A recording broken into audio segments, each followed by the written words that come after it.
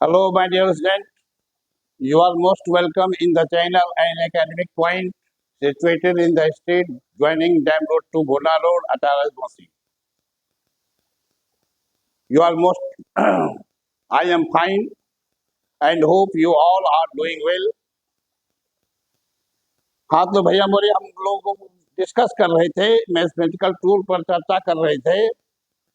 Mathematical tool में हम differentiation बता चुके थे, समझा चुके थे। आप लोग आशा है कि आप लोग समझ गए होंगे। आज हम डिस्कस कर रहे हैं इंटीग्रेशन। इंटीग्रेशन का हिंदी होता है समाकलन। समाकलन का मतलब होता है कि छोटे छोटे क्वांटिटी को एक साथ करके एक बड़ा क्वांटिटी प्राप्त करना। इसलिए इसको क्या कहते हैं? It is opposite process of differentiation. Integration is opposite process of differentiation.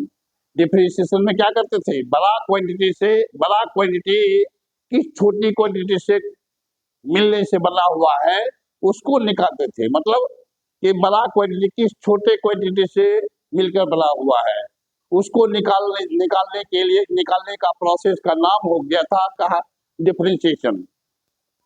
ठीक है।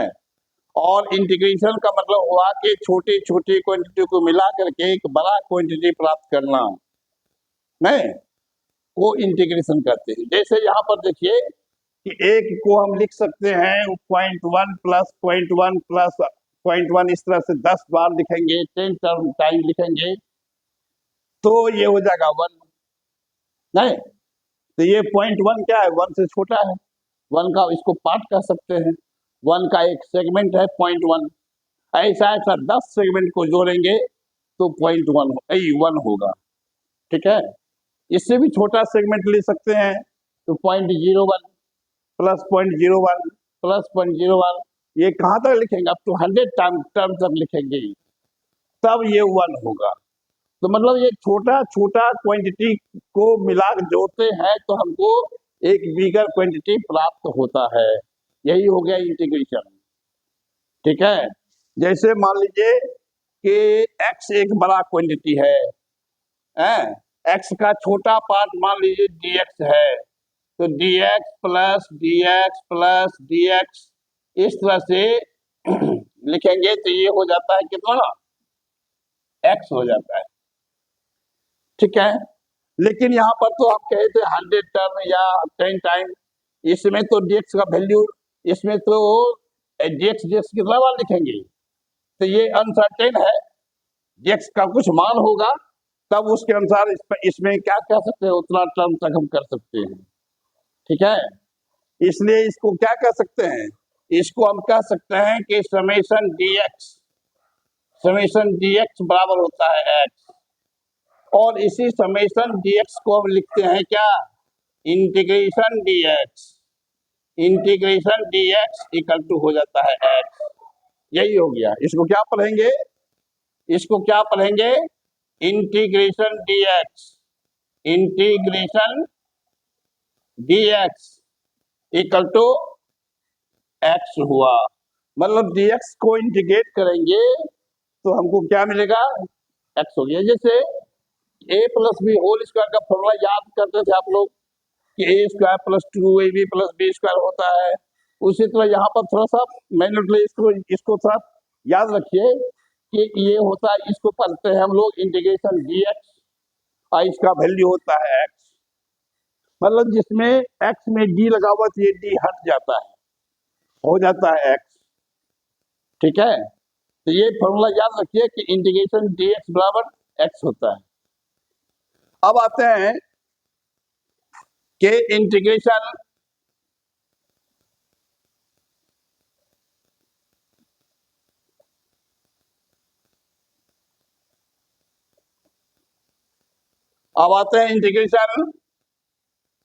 इंटीग्रेशन x पर पावर n रहे dx रहे।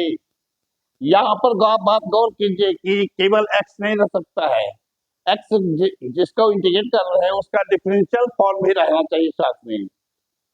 केवल x to the power n का इंटीग्रेशन क्या होगा हम नहीं बता सकते हैं, लेकिन x to the power n dx रहे तब हम बता सकते हैं, क्योंकि जो बेस है उसी का डिफरेंशियल फॉर्म आना चाहिए। डिफरेंशिएशन क्या पढ़ते थे कि x to the power n है तो इसको लिखते थे d of x to the power n बटे dx, ठीक है। तो जिसका ये पावर का जो बेस है उस बेस के रिस्पेक्ट में ये dx रहना चाहिए, तब उसका फॉर्मूला होता था n इंटू n पर पावर x पर पावर n माइनस 1, ठीक है। तो यहाँ पर इसका फॉर्मूला क्या हो जाएगा, यही x है तो इसका डिफरेंशियल फॉर्म यहाँ रहना चाहिए, तब ये फॉर्मूला लागू हो क्या, x टू दी पावर जितना पावर था उसमें एक जोड़ देते हैं और उसी से डिवाइड कर देते हैं। यहाँ क्या होता था कि जो पावर था पावर आगे चलाता था, पावर में x में के पावर में से एक घट जाता है, n माइनस 1 हो जाता है, नहीं वहां पावर घटता था, यहाँ पर पावर बढ़ता है। ये याद रखिए कि x to the power n plus 1 बटे n प्लस 1 होगा।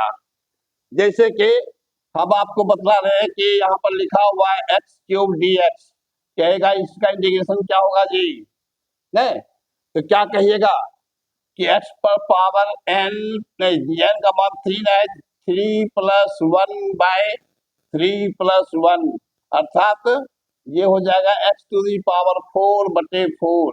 ये हो गया इसका इंटीग्रेशन, ये हो गया इसका इंटीग्रेशन, ठीक है। उसके बाद ये तो हो गया integration x to the power n dx का। दूसरा क्या है फिर उसी तरह से ट्रिगोनोमेट्रिकल रेशियो का इंटीग्रेशन क्या होगा, इंटीग्रेशन साइन x रहे dx रहे, ये हो जाता है cos x dx cos x, ये लेकिन यहाँ पर क्या होगा माइनस आएगा, उसमें पर क्या पढ़े थे को वाले टर्म का डिफरेंशिएशन जो होता था तब रिजल्ट में माइनस आता था। यहाँ अगर रिजल्ट में को आ रहा है तो उसके साथ नेगेटिव लगेगा, नेगेटिव साइन लगेगा, ठीक है। ये टेक्निक सब याद रखिए कि साइन x dx का इंटीग्रेशन होगा minus cos x।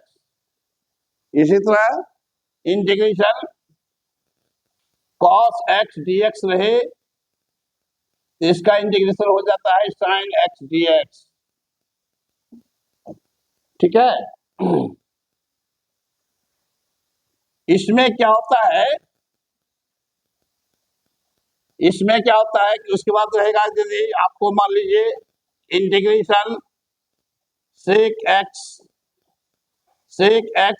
Into 10x dx, sec x into 10x dx, तो इसका ये देखिए ये किसका डिफरेंशिएशन था, sec x का याद कीजिए sec x का differentiation 10x sec x into 10x होता था, यहाँ पर उसी का डिफरेंशियल फॉर्म है तो इसका इंटीग्रेशन हो जाएगा sec x, इसका इंटीग्रेशन होगा sec x, ठीक है। उसी तरह अगर यहाँ इंटीग्रेशन मान लीजिए आपको दिया हुआ है cosec x into cot x dx, तो ये हो जाएगा माइनस cosec x, ठीक है। तो ये ट्रिगोनोमेट्रिकल फॉर्मूला इतना ही है इसमें। अब कहिएगा 10x का डिफरेंस वहां पर आए थे तो वहां होता था, यहाँ पर 10x का इंटीग्रेशन अलग से निकालना पड़ेगा, ठीक है। ये सब फॉर्मूला आज भर याद रखिए, नेक्स्ट क्लास में इस पर कुछ प्रैक्टिस करेंगे हम लोग, नहीं इस चैनल को आप लोग सब्सक्राइब कीजिए, वीडियो को लाइक कीजिए और शेयर कीजिए अपने दोस्तों के बीच, और यदि कुछ पूछना हो तो ये जो नंबर दिया हुआ है इस नंबर पर आप लोग कॉल कर सकते हैं। Thank you.